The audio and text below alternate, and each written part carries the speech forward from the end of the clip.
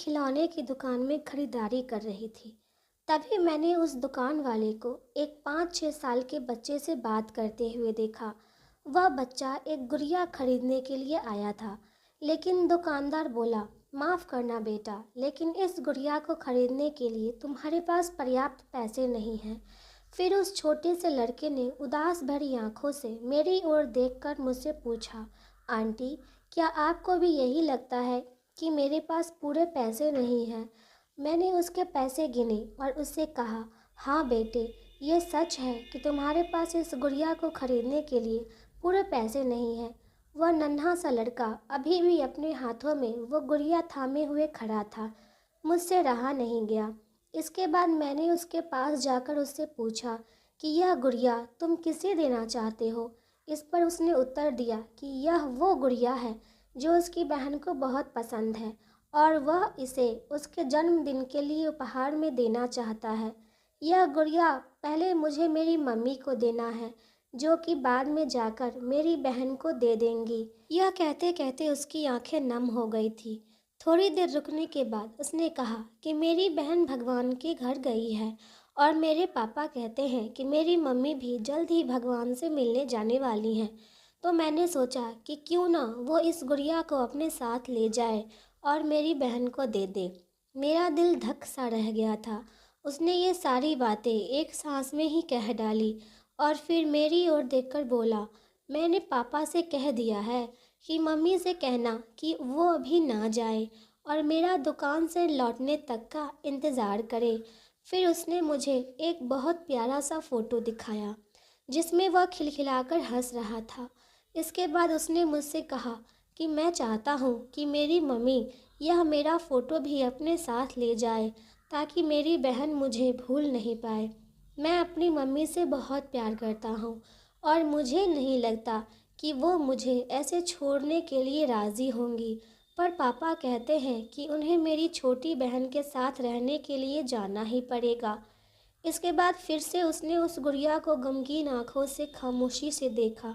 मेरे हाथ जल्दी से अपने पर्स तक पहुँचे और मैंने उससे कहा, चलो एक बार और गिनती करके देखते हैं कि तुम्हारे पास गुड़िया के लिए पर्याप्त पैसे हैं या नहीं। उसने कहा, ठीक है, पर मुझे लगता है मेरे पास पूरे पैसे हैं। इसके बाद मैंने उसे नज़रें बचाकर कुछ पैसे उसमें जोड़ दिए और फिर हमने उन्हें गिनना शुरू किया। ये पैसे उसकी गुड़िया के लिए काफ़ी थे या नहीं। कुछ पैसे अतिरिक्त बच भी गए थे।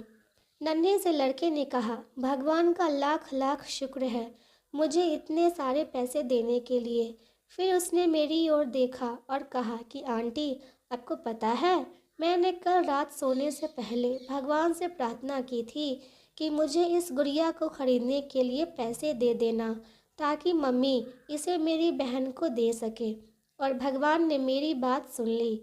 इसके अलावा मुझे मम्मी के लिए एक सफ़ेद गुलाब खरीदने के लिए भी पैसे चाहिए थे, पर मैं भगवान से इतने ज़्यादा पैसे मांगने की हिम्मत नहीं कर पाया था। पर भगवान ने तो मुझे इतने पैसे दे दिए हैं कि अब मैं गुड़िया के साथ साथ एक सफ़ेद गुलाब भी खरीद सकता हूँ। मेरी मम्मी को सफ़ेद गुलाब बहुत पसंद है। फिर हम वहाँ से निकल गए। मैं अपने दिमाग से उस छोटे से लड़के को निकाल नहीं पा रही थी। फिर मुझे 2 दिन पहले स्थानीय समाचार पत्र में छपी एक घटना याद आ गई, जिसमें एक शराबी ट्रक ड्राइवर के बारे में लिखा था, जिसने नशे की हालत में मोबाइल फ़ोन पर बात करते हुए एक कार चालक महिला की कार को टक्कर मार दी थी, जिसमें उसकी 2.5 साल की बेटी की घटनास्थल पर ही मृत्यु हो गई थी और वह महिला कोमा में चली गई थी। अब एक महत्वपूर्ण निर्णय उस परिवार को ये लेना था कि उस महिला को जीवन रक्षक मशीन पर बनाए रखना है या नहीं, क्योंकि वह कोमा से बाहर आकर स्वस्थ हो जाए, वो ऐसी अवस्था में नहीं थी। क्या वह परिवार इसी छोटे लड़के का ही था? मेरा मन रोम रोम कांप उठा।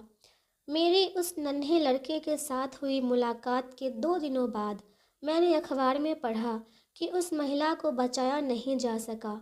मैं अपने आप को रोक नहीं सकी और अखबार में दिए हुए पते पर जा पहुंची, जहां उस महिला को अंतिम दर्शन के लिए रखा गया था। वह महिला श्वेत धवल कपड़ों में थी, अपने हाथ में एक सफ़ेद गुलाब और उस छोटे से लड़के का वह फ़ोटो लिए हुए, और उसके सीने पर रखी हुई थी वही गुड़िया। मेरी आंखें नम हो गई। मैं नम आंखें लेकर वहां से लौट आई। उस नन्हे से लड़के का अपनी माँ और उसकी बहन के लिए जो प्यार था वह शब्दों में बयान करना मुश्किल है। और ऐसे में एक शराबी चालक ने अपने घोर लापरवाही से क्षण भर में उस लड़के से उसका सब कुछ छीन लिया था। इस कहानी के माध्यम से सिर्फ और सिर्फ एक ही बात कहना चाहती हूँ आप सबसे, कृपया कभी भी शराब पीकर और अपने मोबाइल पर बात करते समय गाड़ी ना चलाएं, क्योंकि आपकी थोड़ी सी लापरवाही किसी की हंसती खेलती जीवन तबाह कर सकती है।